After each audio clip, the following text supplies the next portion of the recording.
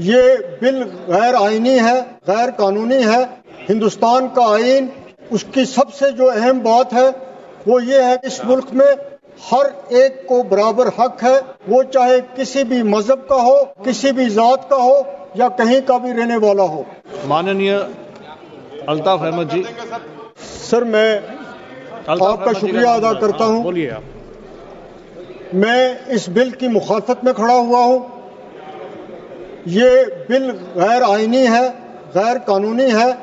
ہندوستان کا آئین، اس کی سب سے جو اہم بات ہے وہ یہ ہے کہ اس ملک میں ہر ایک کو برابر حق ہے، وہ چاہے کسی بھی مذہب کا ہو، کسی بھی ذات کا ہو یا کہیں کا بھی رہنے والا ہو۔ اور خاص طور پہ اس میں مائنارٹیز کو پروٹیکٹ کیا گیا ہے اس آئین میں۔ لیکن یہاں پہ جو کچھ کیا جا رہا ہے، جو قانون لایا جا رہا ہے، وہ مائنارٹیز کے خلاف ہے۔ یہ بالکل جتنی یہ ایکسرسائز ہو رہی ہے یہ ہم لوگوں کے خلاف ہے۔ اور یہ قانون جو ہے یہ اسٹیٹ گورنمنٹوں نے لانا تھا۔ آپ نے اسٹیٹ گورنمنٹ کے جو اختیارات ہیں ان پہ بھی حملہ کیا، آپ نے ان کو بھی چھینا، اور یہاں آپ نے ایک مشترکہ طور پر ایک قانون لا کے اس کو آپ نے ٹھوسا۔ اور جس طریقے سے جے پی سی بنائی گئی یا جس جلدی سے جے پی سی نے جو کچھ کیا وہ بھی پوری دنیا جانتی ہے۔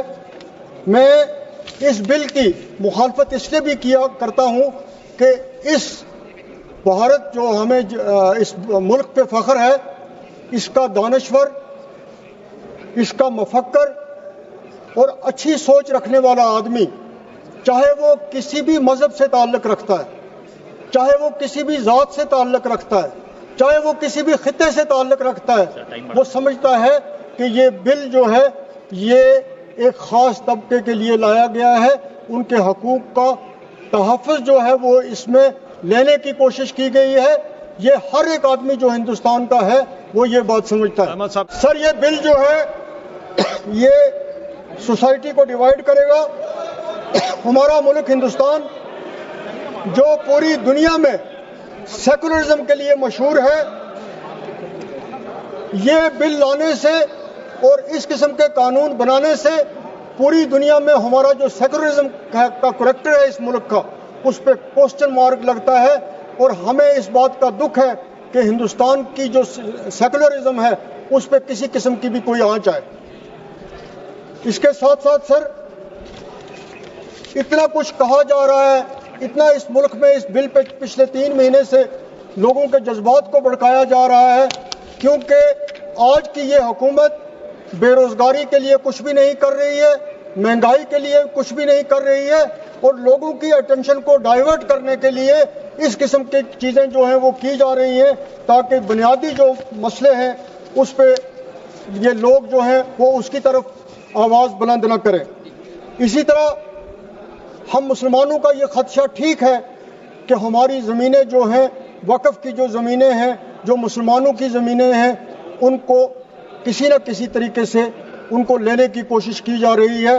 اور اس میں جو ہمارے خدشات ہیں وہ اس کے جو ہم کہہ رہے ہیں اس کے بارے میں کوئی بھی ایسی چیز نہیں بتائی گئی ہے ٹھوس جس سے ہمارے خدشات جو ہیں۔ سر 2 منٹ اور دے دیجئے۔ اسی طرح سر یہ ملک جو ہے یہ گلدستہ ہے، یہ پھولوں کا گلدستہ ہے۔ اس میں اگر ایک پھول جو ہے یا کچھ پھول جو ہیں وہ خراب ہو جائیں تو پھر اس گلدستے کی کوئی عزت نہیں رہتی ہے۔ یہ ملک تب ہی اس کی عزت پوری دنیا میں ہوگی جب اس میں ہر آدمی، اس گلدستے کا ہر پھول جو ہے وہ مطمئن ہو اور اس کی عزت ہو۔